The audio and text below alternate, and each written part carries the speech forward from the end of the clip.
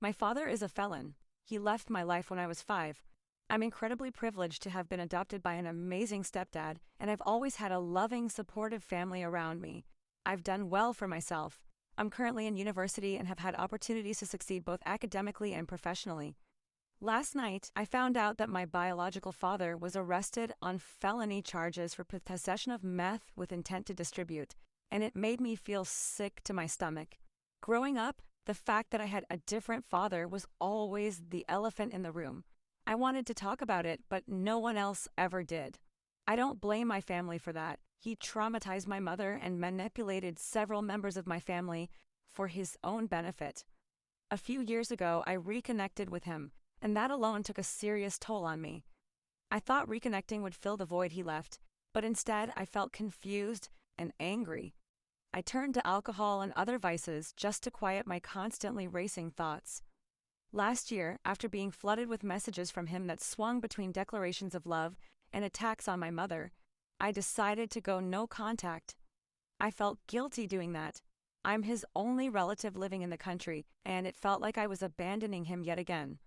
At the same time, I wasn't even 20 years old, and I didn't feel it was my responsibility to take care of a 49-year-old man, or to constantly reassure him that I was there and that someone loved him. Working through that guilt was difficult, but eventually I processed it and moved on with my life.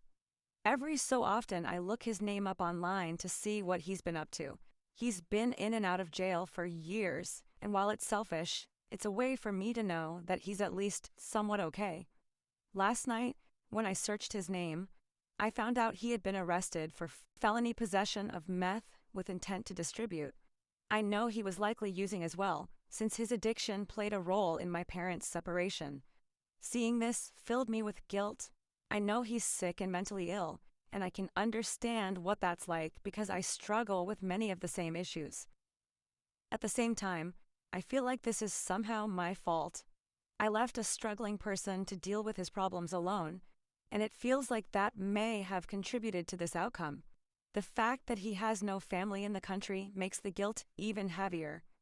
I can't help but wonder whether staying in his life would have prevented things from getting this bad. I know, logically, that it isn't my responsibility to take care of another adult. Still, knowing he's navigating the system completely alone is a lot to carry.